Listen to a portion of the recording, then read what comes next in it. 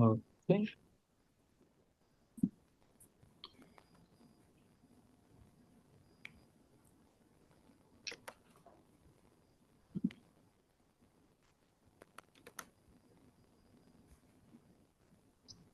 All righty. Hey, Doug, do you want to we've gone through Luke 1 through 4. hmm Today we'll read 5 through 7, but we're just gonna stick on 5. But go ahead and read the 5 through 7. In the days of Herod, king of Judah, there was a priest named Zechariah of the division of Abijah, and he had a wife from the daughters of Aaron, and her name was Elizabeth. They were both religious in the sight of God, walking blamelessly in all the commandments and requirements of the Lord, and yet they had no child because Elizabeth was infertile, and they were both advanced in years. Ooh, sounds like Abraham and Sarah, Oh, yeah. huh? All righty. So, really, the first 4 verses were just kind of setting up why Luke was writing it, and he wrote it to Theophilus. But now we get into the meat of it, and we're going to see that the narrative text is just full of theology because it's going to give us events. We'll see scriptural quotations and allusions. We just saw one. Miracle birth is obviously a very Jewish concept. It will reveal purpose through dialogue from God's commissioned agents, through angels, um, through Zachariah, through Zacharias, and gives testimony through reliable characters within the account. So, in a sense, these 2 chapters are very theologically laden, even though it's going to tell a story. And that's kind of pretty cool. Okay. We're going to just deal with Herod tonight. Herod received his commission to rule from Mark Antony, huh? I guess Mark Antony was a real person, huh? Mark Antony Apparently. and Cleopatra. And he got it commissioned from the Roman Senate in 40 BC, but didn't not actually return to rule until 37. We know a lot of what we're going to find out tonight is set up by Josephus, who writes as kind of a Jewish person, as a Roman historian. Okay.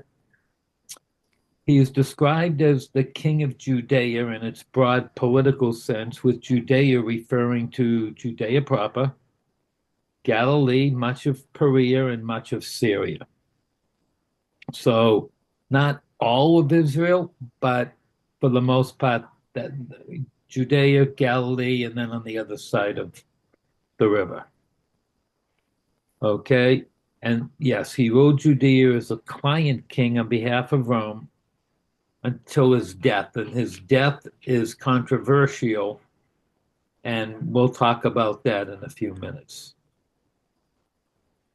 He was the son of a Idumean Jew named Antipater and a Nabatean woman named Cyprus. And there's going to be some controversy over this idea. Idumean is actually the region of Edom. Okay. And basically, under the Hasmoneans, the Judeans, under the Hasmoneans, they took Edom and forced the Edomites to convert to being Jewish. So the question is King Herod's dad, as a convert, considered Jewish within the Jewish world? Okay. Um, this is James Charlesworth, and he's a noted, as we've talked about him before, a noted Second Temple Jewish Christian theologian. Herod claimed to be of a Babylonian Jewish descent because he wanted standing as the king of Israel. So he didn't just go on the idea that his dad had converted or his grandfather had converted.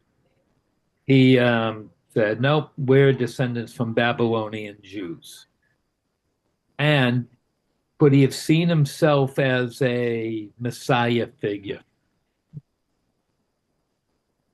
Well, he rebuilt the temple. He brought peace and prosperity. So could you see in his own mind that he might have thought that he was maybe the Messiah? Maybe. That kind of makes sense, right? I mean, there's people who have lots of grandeur. They do some mighty things, and they probably sit there. Now, remember, being from the tribe of David might have been very important as we look back. It might have not been as important to them. It is important, as we see later on, if you want to be the Messiah. But when he's there, maybe he's like the Hasmoneans who, as priests, declared themselves to be kings. Now you have Mm. a convert, an Edomite convert, who is now claiming to be not only a king of Israel, but maybe a Messiah figure. I got a Okay? couple questions. Yeah. Is this in the time frame when converting to Judaism makes the thought is not just, hey, I'm becoming religiously Jewish, but you're becoming ethnically Jewish? Has that already come into place? I don't think Where, so. I don't okay. think so, And because I'll tell you why. For that to happen, you probably had to have a functioning temple. And don't forget, the temple's destroyed in 585. It's kind of trying to get up and going. And really, it was Herod that might have leaned it more towards an idea. I never thought of this, but if Herod, um, if his community was forced to convert, right? mhm, right. I don't think it was something that was done spiritually, but just probably forced to say, okay, maybe you're going to get circumcised and, you'll be part of our people. It just very well just might be that.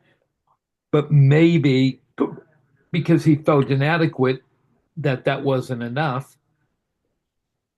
Herod did do something very interesting, that there is no court of the Gentiles in Solomon's Mm. temple. There is in Herod's Inherent. temple, and that might have had something to do with that. Maybe he wanted to give those who might have been forced converted a real way of really, really being Jewish within a spiritual system as well. Never thought of it, Cool. but that very well might have been the impetus for maybe why he wanted the court of the Gentiles. Yeah. So I have a similar question. At this time, was the thought Messiah ben David, Messiah ben Joseph only, or had they already been thinking, hey, in every generation there could be a Messiah? No, all that is just post Jesus. Remember, they Okay. thought Messiah ben David, and remember they were thinking a Messiah from the line of Aaron. That there Right. would be Right. two Messiahs only because they wanted somebody to come and cleanse the temple. Yeah. Okay, but um, so so the Messiah ben Joseph is coming way, way later after Jesus dies, and we're kind of even past the Talmud stage. It's a later Right. development within Judaism. The idea that a Messiah could arise, well, it it very well, I guess the question is, when did they see? I mean, the only reason why you would think the Messiah has to come at a particular time is you look at the events that would have to surround it, but we also apply Daniel chapter 9. Right. The question is, how did they look at Daniel chapter 9? Did they see it the same way we do? Because if they did, then maybe it makes Herod's claim even more vital because he knows that, heck, um, the temple's got It's to be time. built in time. So it very well might have been that Herod did have a Messiah figure. Okay. Charles Yeah. Ward notes that not too many people in Palestine saw him as a Messiah figure because he pretty much he was a ruthless, immoral type of guy. Okay. And that people only found them to be legitimate only because the Romans gave them their power. They were not Davidites, and obviously that would make a difference to quite a few people. Okay, so he might have thought he was the Messiah, but nobody was probably with him. Okay, so Mm. how did he come to power? He came to power after a civil war against the Hasmonean dynasty, which reigned before him. So basically, remember that the Maccabees defeat the Greeks in like 163 BC. Mhm. The Maccabees, called the Hasmonean dynasty, reigns for about 100 years. Okay. The Greeks are kind of not even caring about Israel. They're having their own problems with Rome. Rome is just on the sidelines. And then finally, Rome kind of takes over Greece. And then in about the 40ish, they now take control of Israel. They kick out the Hasmoneans and then they put in the Herodians. Okay. And that's Right. kind of how it was. Herod was heavily supported by Rome because his dad was an army guy and his dad was very loyal to Rome. Okay. Herod did have difficulties legitimizing himself as king because he did not stem from a traditional Jewish family. Okay. His grandfather was the first male in the family that had been circumcised, forced conversion. And his reign was characterized by domestic problems because he had about 6 or 7 wives. He Wow. really wasn't accepted, even though they called him Herod the Great. Okay. But he did do some really awesome things in the midst of being cruel over the Jewish people. He was a great builder, and hence the name Herod the Great. Okay. So there is this line of thought that he might have been Hasmonean. Roman Piso wrote in 2014 this. We're going to get very scholarly tonight because we're going to see 3 things. Who is Herod and how did he get his power and is he Jewish? When did he die? Because his death is very, very critical to the birth of Christ. Right. Because we have a calendar based on Jesus's birth at say 0 or 1 AD, yet most people place the death of Herod at 4 BC, and Herod is mentioned during the birth of Jesus. So, in a sense, it causes some problems. But we're going to take a look at some academic papers today. Here's one, Roman Piso. This is something that I had discovered many years ago, but which had remained only in my private notes until I began sharing this information with others. I finally wrote it out as a genealogical chart as a means to demonstrate some of the discoveries of the new classical scholarship. I don't know what that is. New classical scholarship might obviously have something to do with the classics dealing with the Roman and Greek Empire at the time of Jesus. King Herod is still generally thought of by scholars today as being, Idumean, though his ancestors married into the royal house living and ruling in Edom. Edom. His actual royal ancestry through a male line descended from Eleazar Aron, okay, which goes way back into the Hasmonean dynasty. And therefore, King Herod Wow. was actually a descendant of the Hasmoneans or the Maccabees, okay? Because Hmm. Eleazar Aron, father was Mattathias Maccabee. So that kind of raises even now a third ideas. Was he converted? Was he really a Babylonian Jew, that Herod? Or was he, as you look at the genealogical charts, did he have some Hasmonean blood because of some mixed marriages that took place later on that affected King Herod? Okay. So Roman Wow. Piso is a scholar who is going against the traditional idea that he was Edomite and they got converted when the Hasmoneans took over that territory. Okay. He was also therefore already a closely related cousin of Miriam the First, who's his wife, his, who was the last ruling descendant of the Hasmonean rulers. So not only does he have maybe the Hasmonean bloodline on his father's side, he actually married into it. Very fascinating. I just thought we would take a look at history today. Now, for our studies,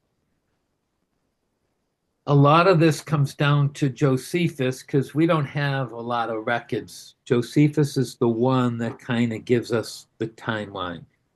Okay. Um, hope I mixed these up. So let me go here. So Pompey in 66 BC decides that enough with the Greeks, and Pompey was the one that actually really um, took over control of Israel. Okay, he allowed the Hasmoneans to somewhat continue, but ultimately he's going to give his allegiance to Herod's family and not the Maccabees. Okay, Hyrcanus ruled 24 years. He also restored the high priesthood to Hyrcanus and made him governor of the nation, but forbade him to wear a diadem. This Hyrcanus ruled, beside his first 9 years, 24 years more, when the Basaphons and Pacorus, the generals of the Parthians, passed over the Euphrates, waiting for the coming of the multitude of the country to Pentecost, and fought with Hyrcanus and took him alive. So, okay, so he rules from basically 63 BC to 39 BCE on Pentecost, and they pretty much take him out. Okay, and then Herod was nervous, so he went to Rome for a few years in 40 BC, even though the the the Roman Congress per se gave him the right to take over from Hyrcanus, but he was a little nervous, so he had the right, but he didn't physically reign to about 37. Okay, and then Herod receives the kingdom, and thus did this man receive the kingdom, having obtained it on the 184th Olympiad. So again, quoting history to give us kind of a timeline. Okay.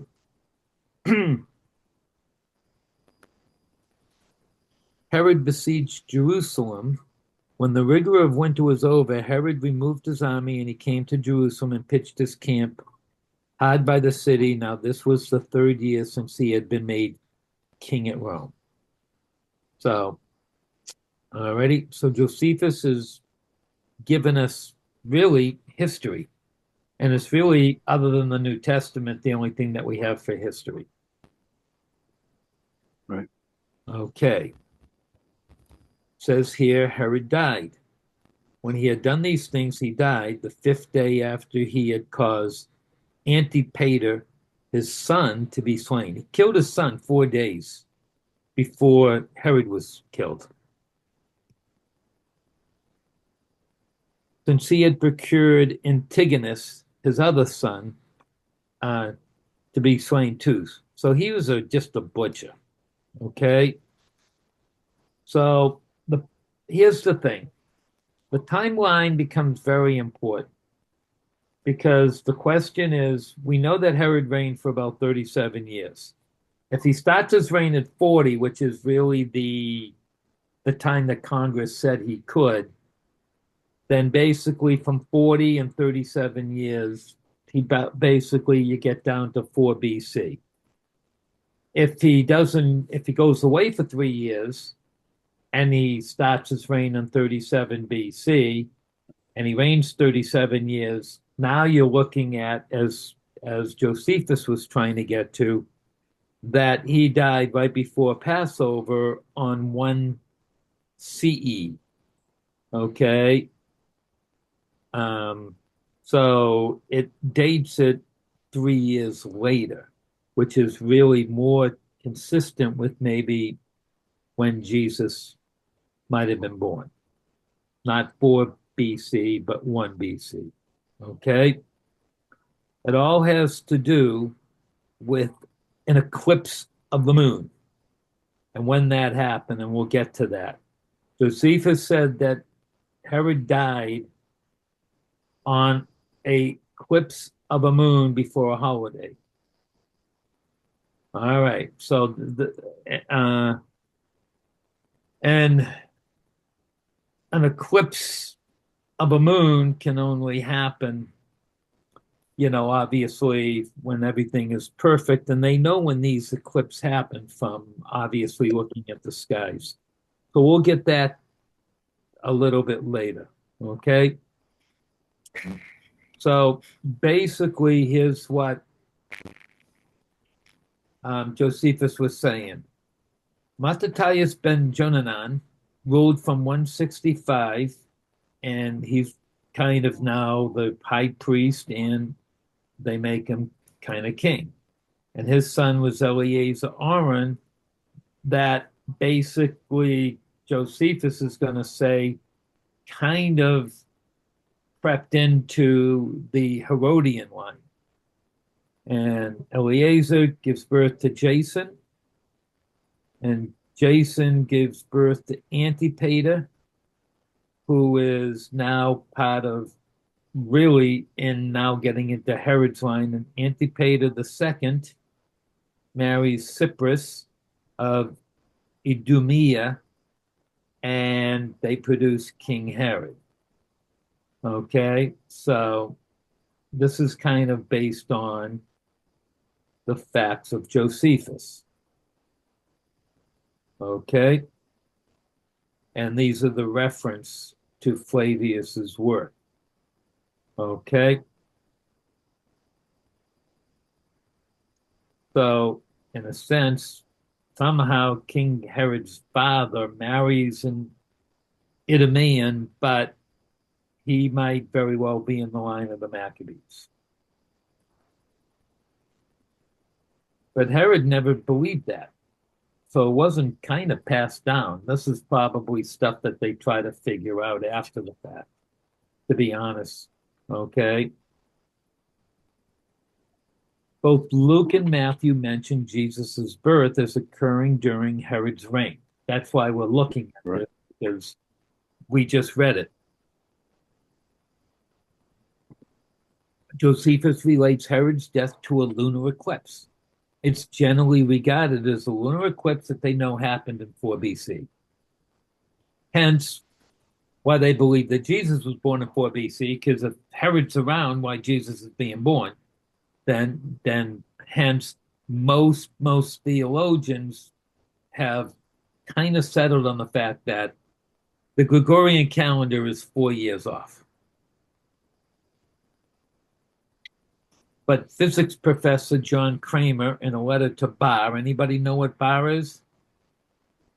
Biblical Archaeology Review. Right. So Josephus basically gives us a timeline, but now Kramer is going to now try to figure it out based on this eclipse. Because there was an eclipse in 4 BC, but there was also two in 1 BC, which would place Herod's death and Jesus' birth at the turn of the era, which would make more sense, correct?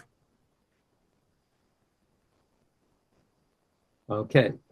Professor John A. Kramer argues that Herod the Great most likely died shortly after the lunar eclipse of December 29, 1 BC,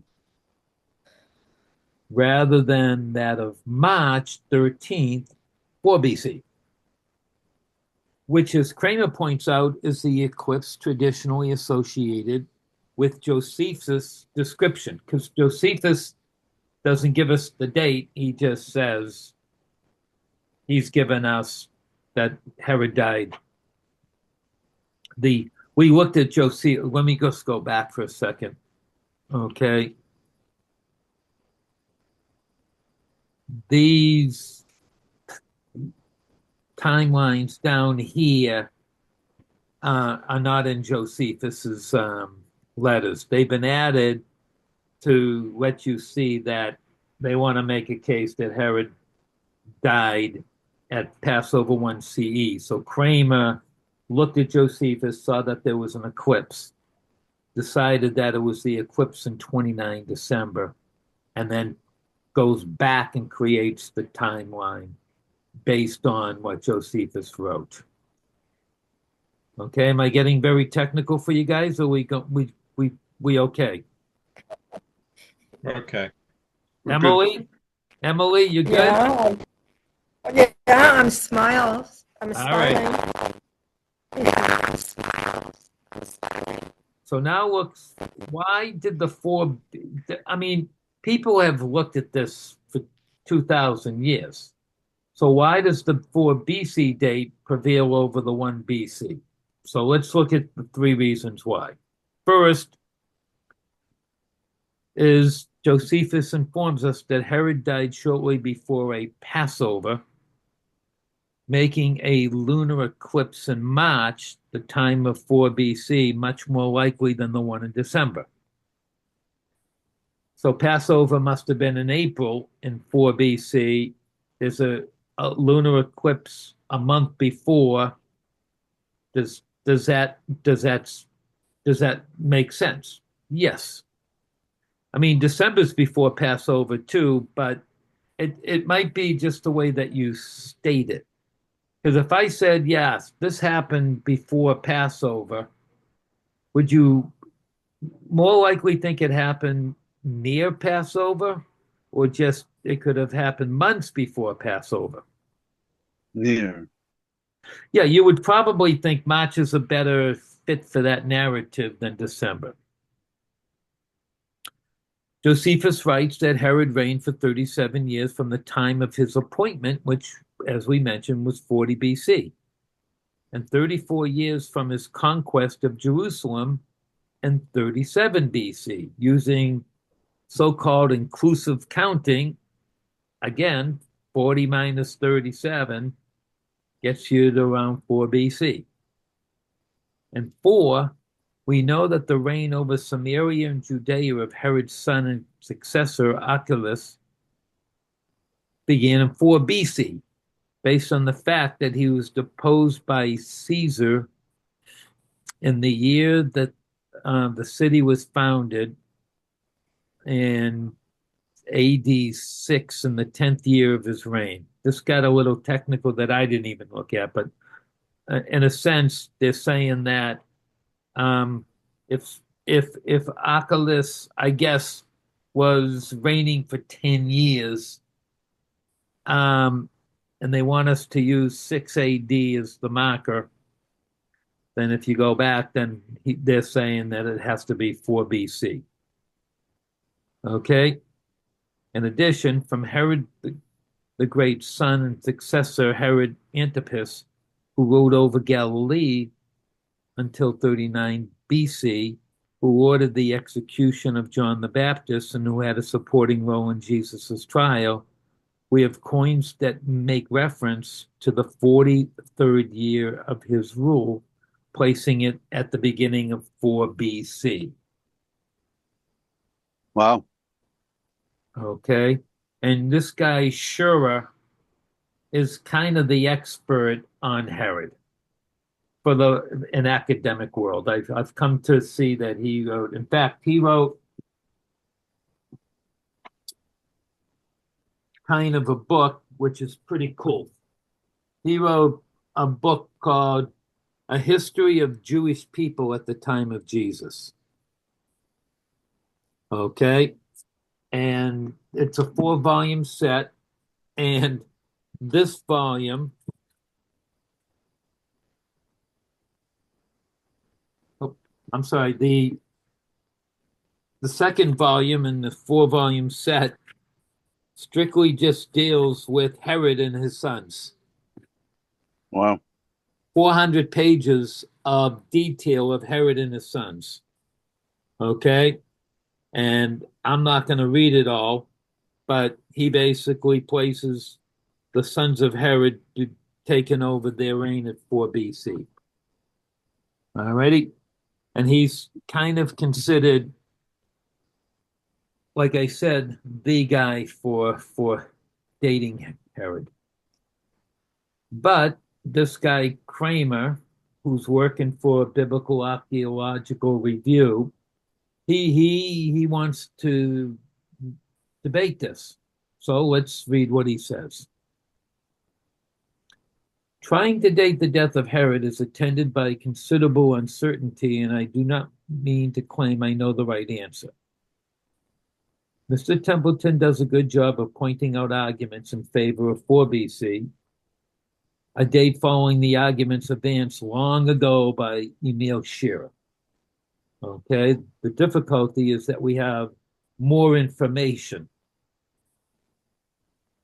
The key information comes, of course, from Josephus, who brackets the death by a fast and the Passover. He says that on the night of the fast, there was a lunar eclipse, and the only eclipse mentioned in the entire corpus of his work. So it's the only time he mentions an eclipse. So it's very important that there was a fast in the Jewish people right before Passover. Okay. Correlation of Josephus with the Talmud and Mishnah indicates the fast was probably Yom Kippur. Does that make sense? Well, that's the big fast day, right? That's the big fast day. That's correct. So that, there's a lunar eclipse right after a fast. So if Yom Kippur is September, October, and then Herod dies in December 29th, 4 BC. I'm sorry, he dies March 15th, 4 BC. Then that's kind of how they look at it. Okay? Yom Kippur occurs on the 10th day of the 7th month, and Passover on the 15th day of the 1st month. Josephus does not indicate when within the time interval the death occurred. He just was going to die in between October and April, and there was a fast, and they figured, okay, there's a fast on Yom Kippur, and he dies by Passover. Only 4 lunar eclipses occurred in this likely time frame. September 15th, 5 BC, March 12th to 13th, 4 BC, January 10th, 1 BC, and December 29th, 1 BC. The first eclipse fits Yom Kippur almost too early, but possible. So again, there was a fast on a lunar eclipse, and then he died before Passover. All right, well, gee, that ooh, that fast occurred a little bit earlier than we might think, but okay, but that's kind of how they looked at it. It was a total eclipse that became noticeable 7 hours after sundown, but it is widely regarded, as Kramer says, it's too early to fit other information on the date. He's saying the favored 4 BC eclipse seems too far from Yom Kippur and much too close, okay, to Passover. So they fasted in Yom Kippur, and then they waited till March, right before the Passover, for the eclipse. You go, that sounds kind of strange. All right. This was a partial eclipse that commenced after midnight. It hardly seems a candidate for being remembered and noted by Josephus. I don't know why he comes to that conclusion. Is it more likely that you would take note of an eclipse when it's during the day than at nighttime? Okay. The 1 BC date requires either that the fast was not Yom Kippur, or that the calendar was rejiggered for some reason. The January 10th eclipse was total, but commenced shortly before midnight on winter. So he's saying that doesn't seem to fit either. Okay. John Kramer responds this way, that Herod's death occurred between a fast and Passover.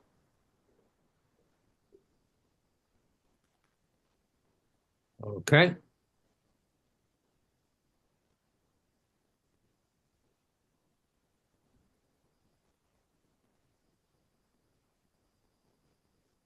Mr. Kramer acknowledged that the fast of Yom Kippur fits the eclipse, but doesn't fit the time frame of occurring near Passover. There is, however, another fast that occurs exactly 1 month before Passover, and yep, the fast of Esther during Purim. The day before Purim is the fast commemorating Queen Esther. Command for all Jews to fast before she approaches the king. Purim fell on March 12th, 13th, 4 BC, so there was an eclipse and a fast on March 12th, 4 BC, 1 month before Passover, which would fit Josephus' statement bracketing Herod's death by a fast and Passover. Okay. So Josephus said that there was a lunar eclipse shortly before Herod's death. Okay.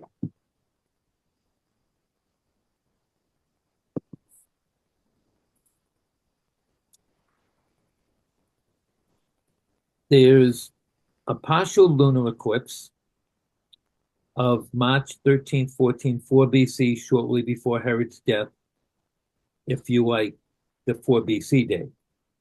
There was another total eclipse of January 9th and 10th, 1 BC, shortly before Herod's death.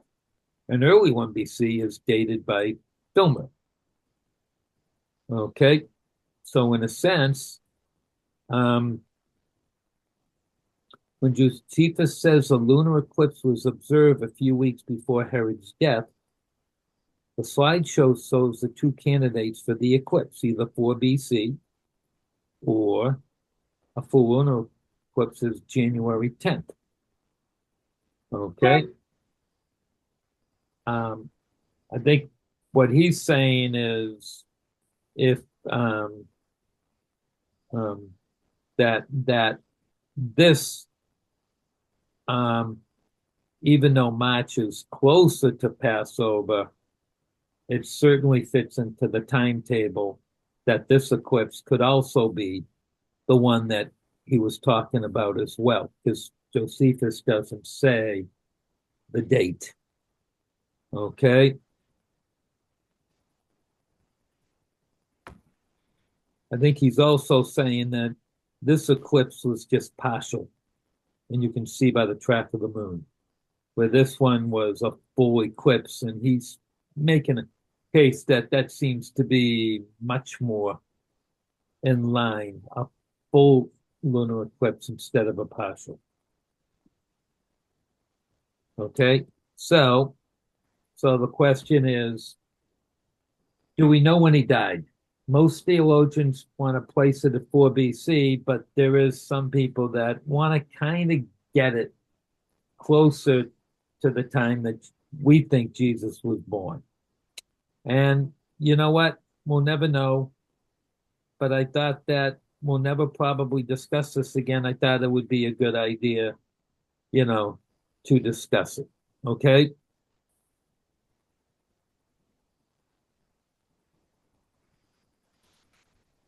And you have the Herodian dynasty that ruled over Palestine or Israel from 40 BC to around 100 AD, because after that, the Romans are pretty much trying to just destroy Israel and kick it out. So you have basically, Excuse me, Mitch. yeah, Wasn't Jesus's family in Egypt at the time Herod died? um, Yeah, biblically that's recorded. mhm. Right. And then he had word that it was safe for him to go back home. Yes. So again, you have these narratives, but we're not sure how long it took him to go into Egypt. Some people say right away, some people say it could have taken a couple of years.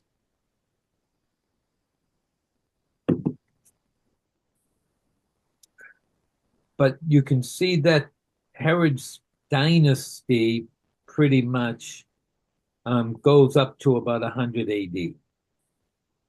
So his family, it just got passed down, passed down, passed down. And how do we know? Because we read about Herod the Great, Archelaus, Philip the Tetrarch, and Herod Antipas. We read about them in the New Testament. Right. So, and you can see this is the Hasmonean dynasty. So they go from 166 to 40 to 37 BC. And then after that is when the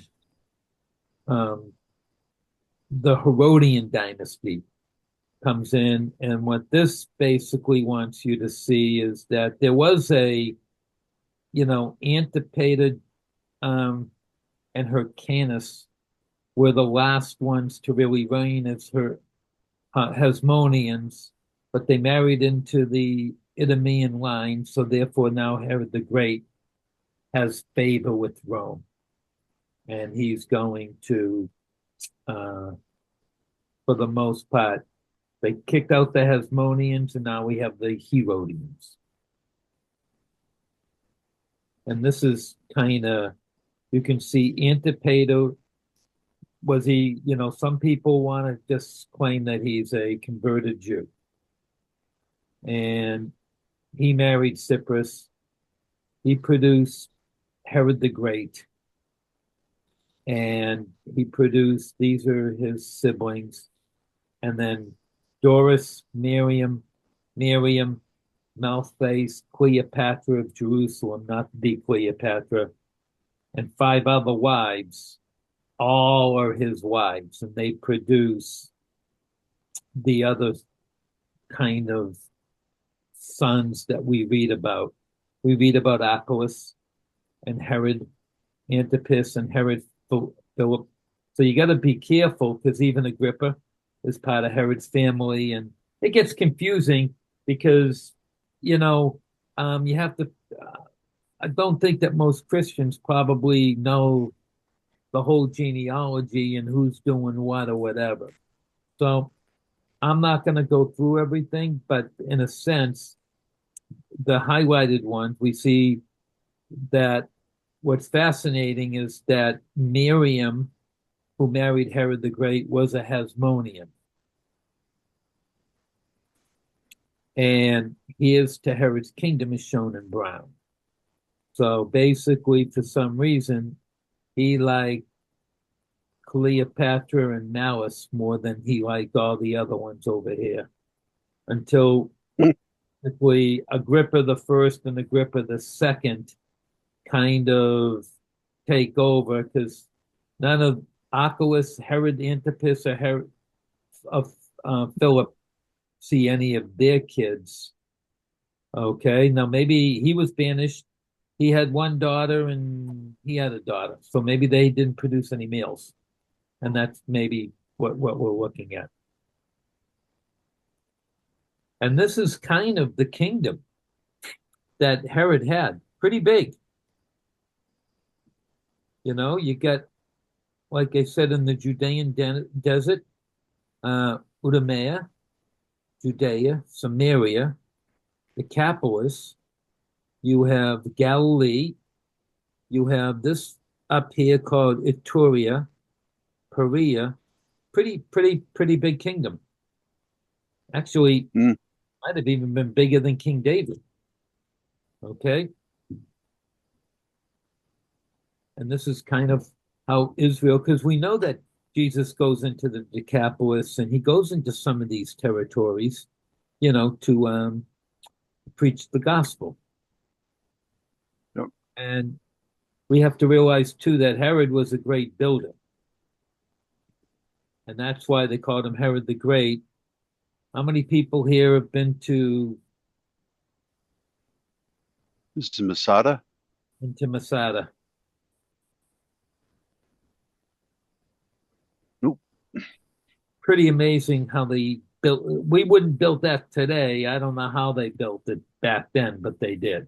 You know, it's pretty amazing. And it overlooks the Dead Sea. The Dead Sea is right there. What you don't see in this picture is, you know how the Romans finally got to defeat Masada? Didn't they build the ramp? They took sand and they built this ramp that just it took them, I think, a year or 2 years to build it, and they finally got up there. And then, obviously, history tells us that that all the Jews killed themselves instead of getting slaughtered by the Romans. Wow. And he built um, he built Herod's temple, right? Pretty amazing. And there's So controversy. the temple itself that's from Ezra Nehemiah time frame, and he No. just Well, expanded it. yes and no. They just built probably one little item, but he created the whole thing. Okay. The whole complex. Now, here's the Oh. controversy over Herod's temple. Where was the temple located? Not the temple complex, because we know it's up there, but is it in the middle? A lot of people in this, on the picture on the right, a lot of people believe that the temple wasn't in the middle, it was over to the left. And there's others that like that the temple is over, I'm sorry, it's over to the left and in this picture, and there's others that like it being over in the right. Now, why is that important? Because of the Dome of the Rock. It could be that the Holy of Holies and the temple has nothing in common with the Dome of the Rock?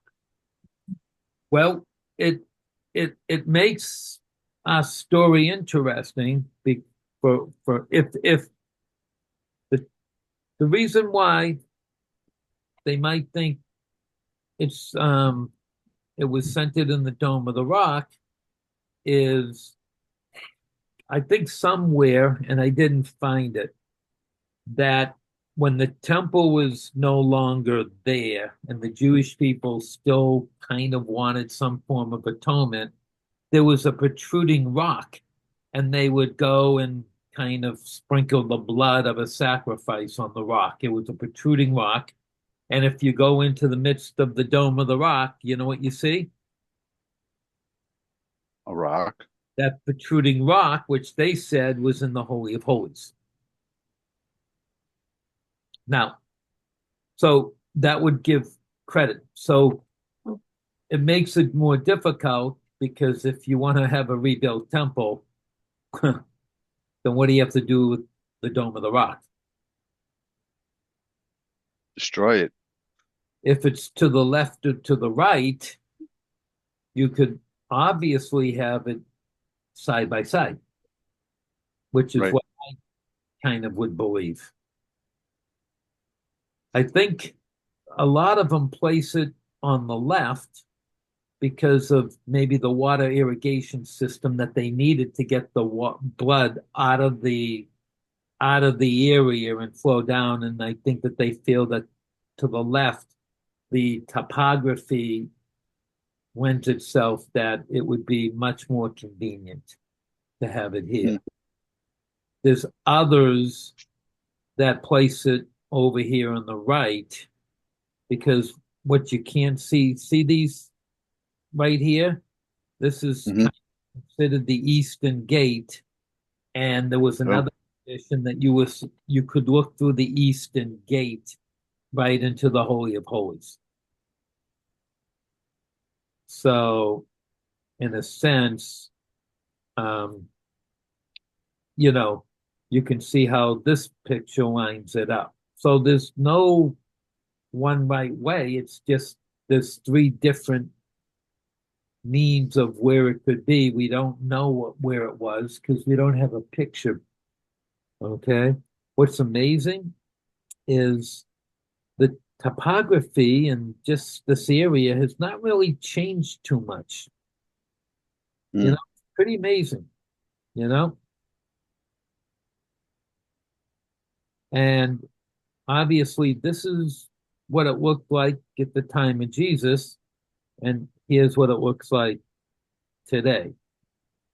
Okay, and when you go up there, you can see we're looking from the Mount of Olives at the Dome of the Rock, so there would be room over here to the right to build a temple that could stand next to the Dome of the Rock, so that both could worship at the same time. Whether that's a pipe dream in that, you know, I guess if Trump's going to kick all the Palestinians out of Gaza, it might make that scenario a little bit more difficult. Mitch, if I'm looking at the picture on the left, where would the Dome of the Rock be positioned? Right where the temple is, right here, Oh, interesting. Okay. the middle, the platform, Yeah. which is where the Dome of the Rock is. And this Got it. picture, okay. There we go.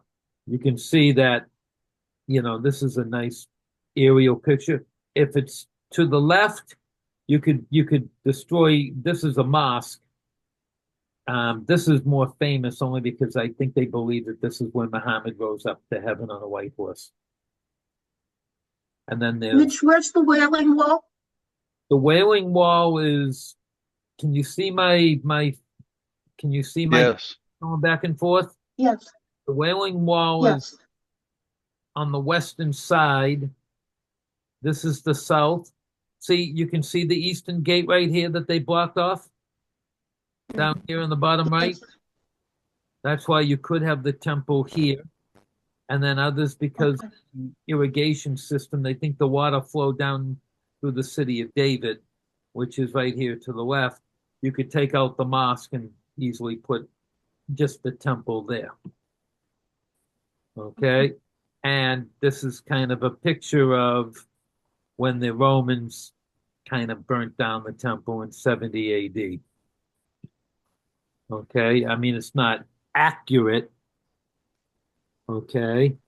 Because not sure that that's what the temple, look at what look at how they look at, see the temple It like, looks kind of Greek. yeah. So, but,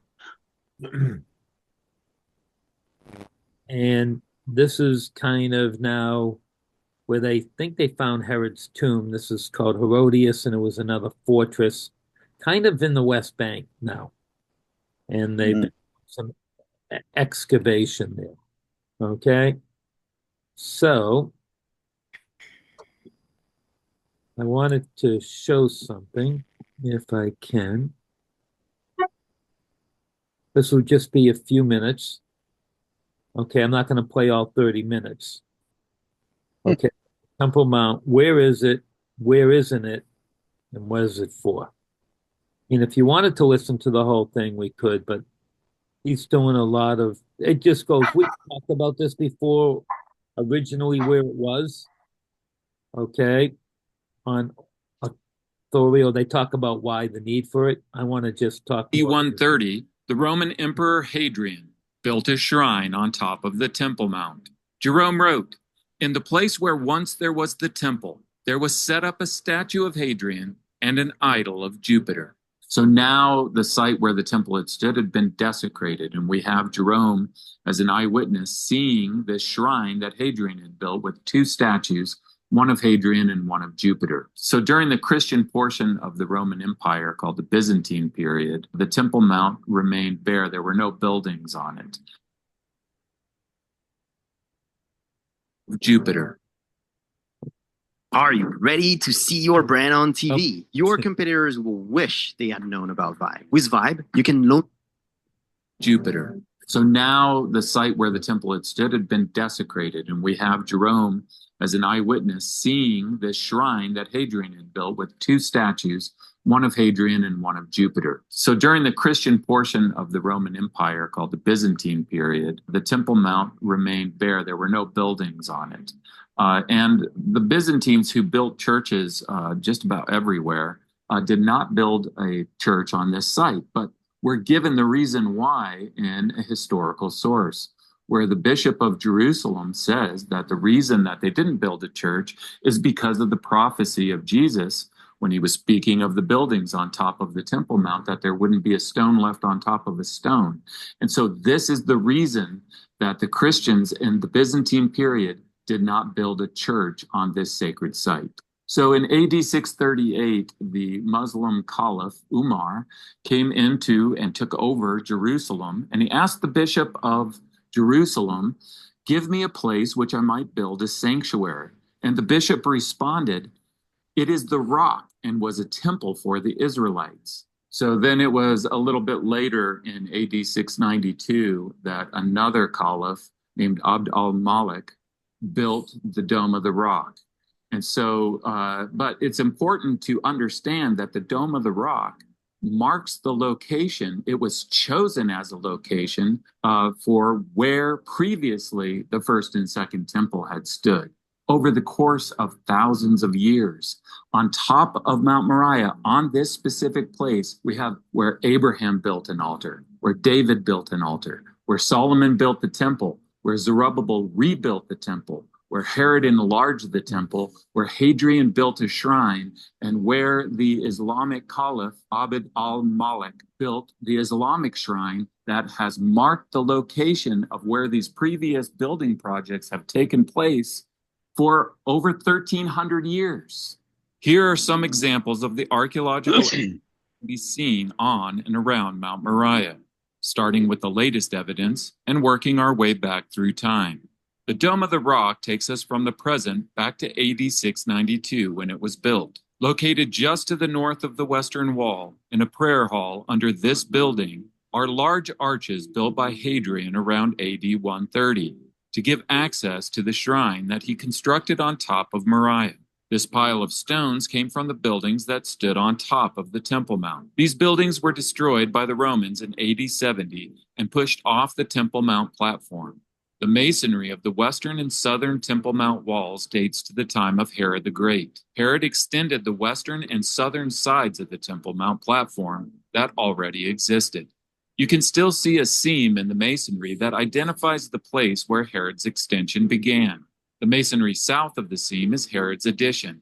North of the seam, some of the masonry belonging to Zerubbabel's Temple Mount still remains. The steps leading up to Herod's temple are seen here. This is one of the entrances to the Second Temple, and you can see the original steps here and some restoration of the steps. Some of the most dramatic evidence of the Babylonian destruction has been excavated here. Walls built by King Solomon have been unearthed here.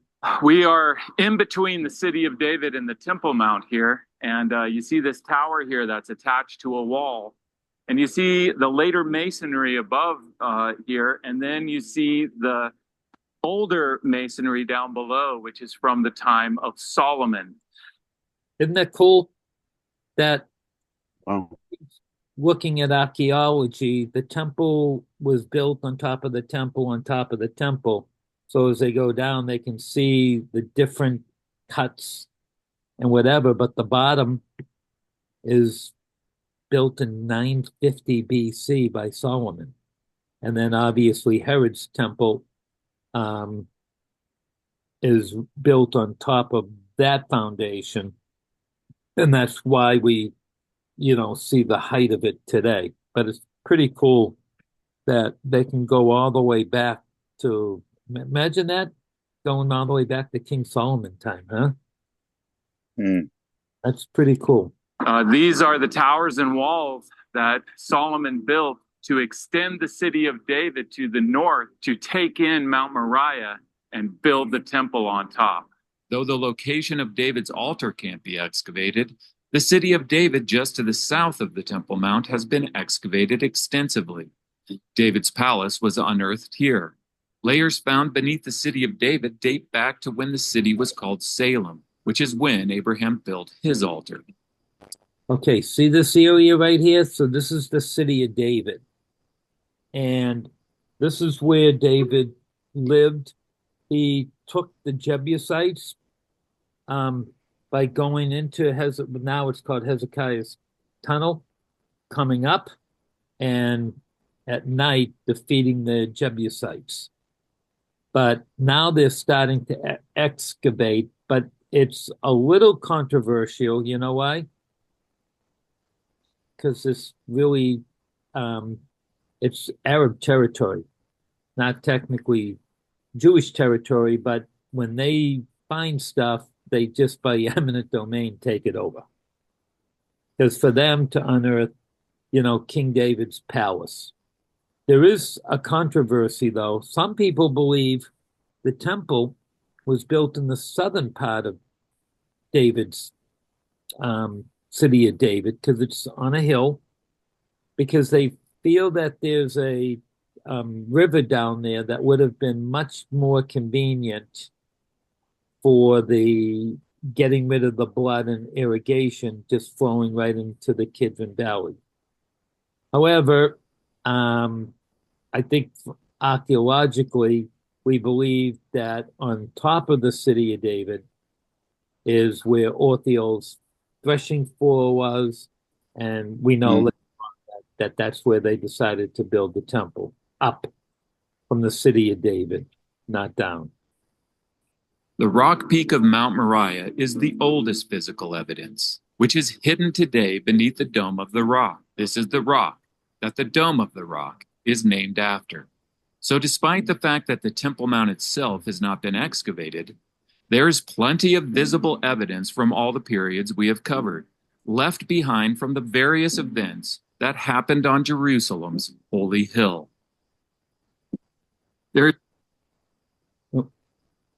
Hi, I'm Brad Johnson, the Senior Director of Design here at Kizik, and I'm here to talk to you about hands-free tech. There is a teaching amongst Christians that's gained. I want to show you something. The Dome of the Rock is named after. So despite the fact... Okay. a few years ago, they went up, they won't let anybody excavate underneath the Temple Mount.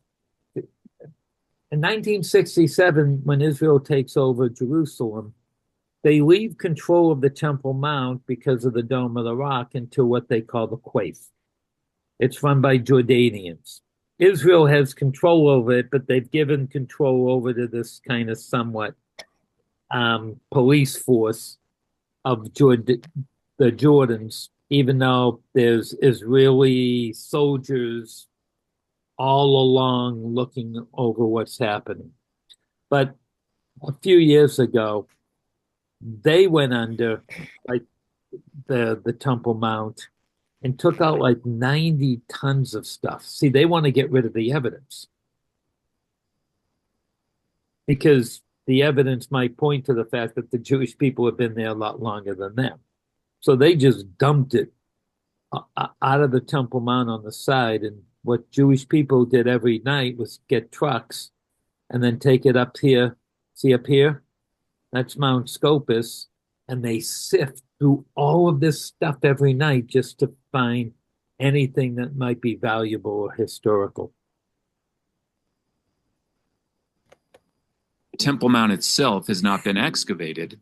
There's plenty of visible evidence from all the periods we have covered, left behind from the various events that happened on Jerusalem's holy hill. There is a teaching amongst Christians that's gained in popularity that argues that the temple did not stand on the traditional Temple Mount. And this is based on Jesus's prophecy about the destruction of the temple, where he says that not one stone here will be left on another. Every one will be cast down. So I'm standing just off the western wall of the Temple Mount, the western wall because it's the wall that's facing towards the west. Now we have this pile of stones all along the walls of the Temple Mount. These are evidence for the fulfillment of Jesus's prophecy when he said, there won't be one stone left on top of another. Now, what people are often told these days is that you look at the rows of stones that make up the Temple Mount platform itself, and they say, well, that can't be the Temple Mount because Jesus said there wouldn't be one stone left on top of another. Well, in order to understand the context of what Jesus is prophesying against and what he's not prophesying against, we need to understand what the Temple Mount is. So what we're talking about is the Temple Mount is a platform upon which the buildings were built, including the temple. And then when those buildings were destroyed, then those stones were cast down off of the platform? That is very true. The Temple Mount is actually a mountain, a dome-shaped hill, which is put into a very large bottomless box. The box is made of retaining walls, gigantic retaining walls, sometimes a quarter of a mile long. And these retaining walls have behind them artificial fill between the wall itself and the slope of the mountain. That enabled to form a kind of a platform, a flat terrain, rather than a rounded dome-shaped hill. Before Solomon could build a temple on top of Mount Moriah, he first had to build a Temple Mount platform, upon which he could then build the temple and his palace. Herod the Great extended the Temple Mount platform to the west and south. Here we see a distinction between the Temple Mount platform itself and the buildings that stood on top of it. Mark chapter 13 says, as Jesus was leaving the temple, his disciples said to him, "What massive stones! What magnificent buildings!" Notice they are specifically referring to the buildings. "Do you see all these great buildings?" replied Jesus. "Not one stone here will be left on another. Every one will be thrown down." At the time of Jesus, the two magnificent buildings that were on top of the Temple Mount were, of course, the temple itself and then the royal stoa. And Jesus spoke of these buildings that not one stone would be left on top of another. They all would be cast down. Well, what does that mean? Cast down off of what? Cast down off of the Temple Mount platform. And that's exactly what happened to the buildings up there, just as Jesus prophesied. They were destroyed. Not one stone was left on top of another, they all were cast down off of the Temple Mount and came crashing down on this Roman street that I'm standing on now. That pile of stones came over this whole area here, but these stones were removed during archaeology to get down to the street level that you see here. And look at the impact that we have the evidence for in this street from where those stones came down off of the Temple Mount and smashed into this street level here. This superfood golden milk from Paleo Valley is buy one, get one free right now. So here are 5 reasons I replaced. This is amazing archaeological evidence for the fulfillment of Jesus's prophecy.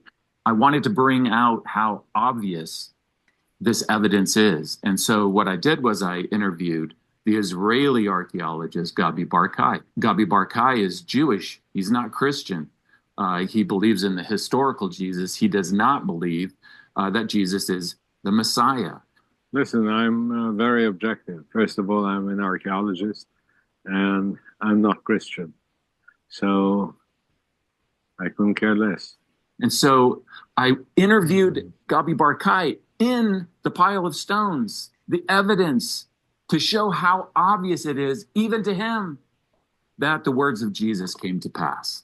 We're sitting here amongst this pile of stones, and I wanted to ask you, is there any archaeological evidence for the prophecy of Jesus and the destruction of the temple that there wouldn't be one stone on top of another? This is the evidence. This is the evidence. Look at it.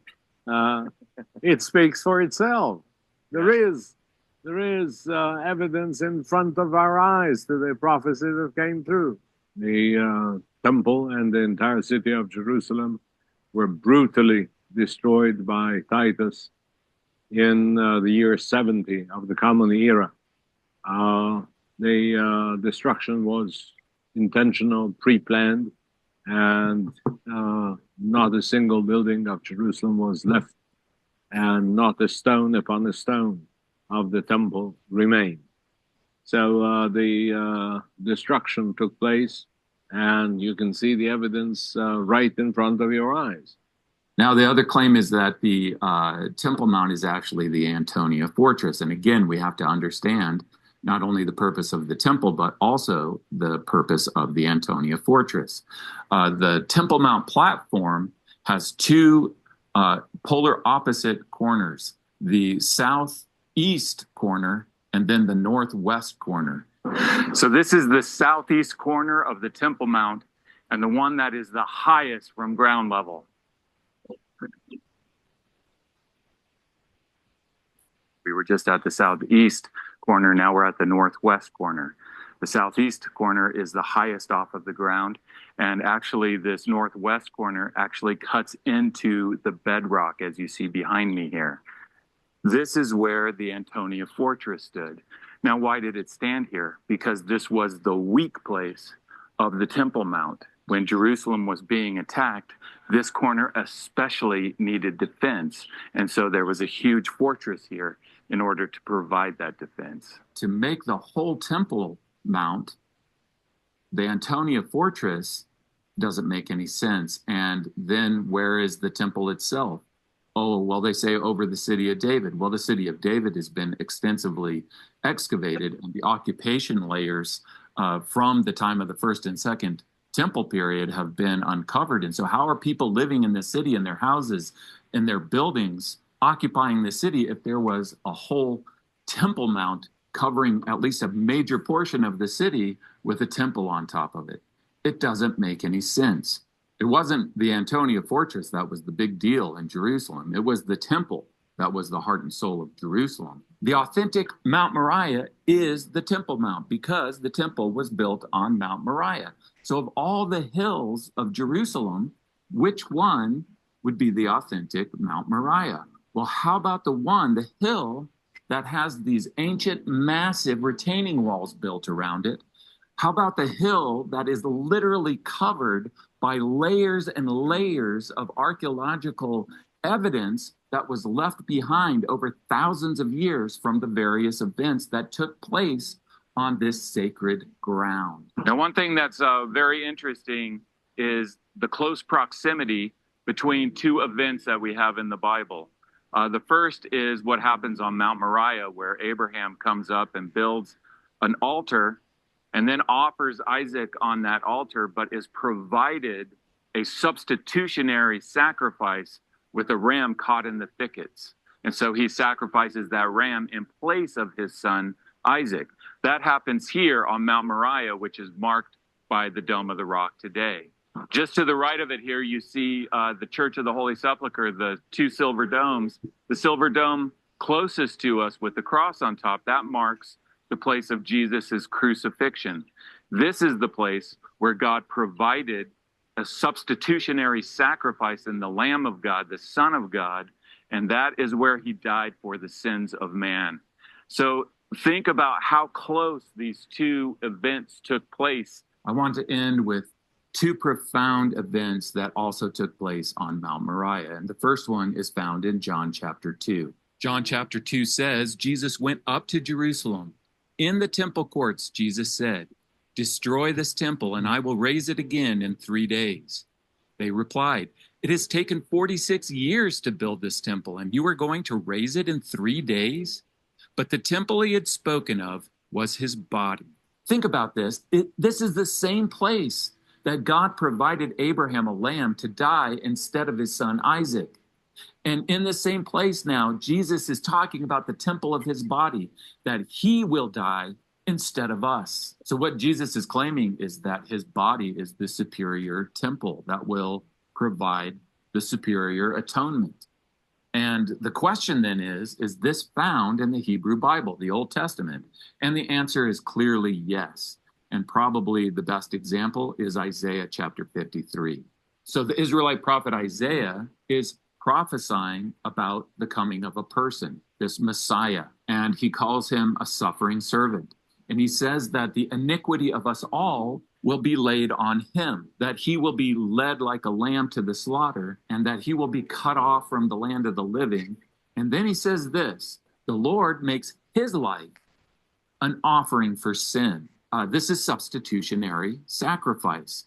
The Messiah would die instead of us. This is why, speaking of John the Baptist in John chapter 1, verse 29, when John saw Jesus coming, he said, "Look, the Lamb of God who comes to take away the sins of the world." This is the one Isaiah spoke of in Isaiah 53. This is the one who will become a sin offering on our behalf. We know that Jesus didn't die on Mount Moriah. Hebrews 13:12 makes it very clear that Jesus suffered outside the city gate. Jesus was crucified outside the walls of Jerusalem. But at the moment that he died, it affected a specific place. And that place was inside the city. That place was on top of Mount Moriah. And that place was inside the temple itself. Matthew chapter 27 says that when Jesus gave up his spirit, at that moment, the curtain of the temple was torn in two from top to bottom.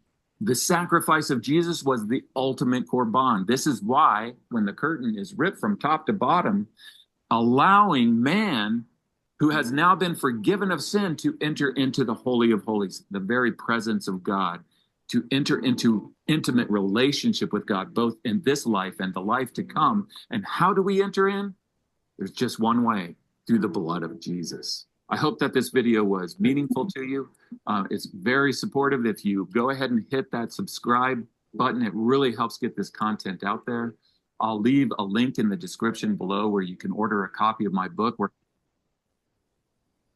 I saw this and thought, well, that was pretty cool just to kind of get a little overview while we're talking about Herod and his temple, and obviously the amount of just wonder. I mean, imagine that site is where Abraham sacrificed Isaac.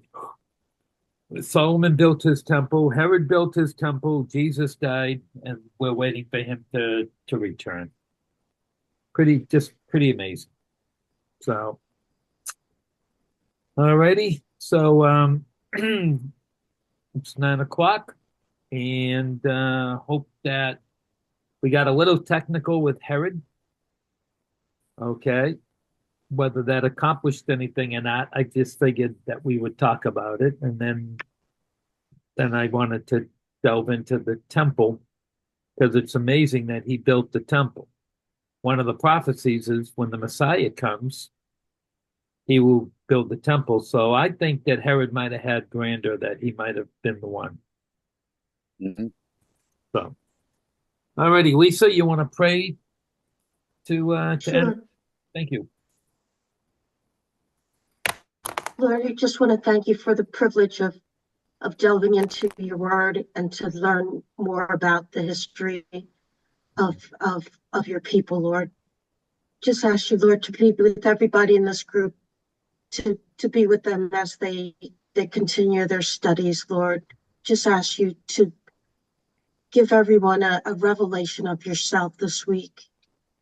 And ask you to please bless Mitch as he continues to prepare for our lessons. We thank you for all things. In Yeshua's name we pray. Amen. Amen. Amen. Well, we'll see you not next week, but in 2 weeks, because I'm in Florida next week. Hey, Which day? The you- date? can you stay on for a minute, Who? Amanda? Oh. Thank Have you. a good night.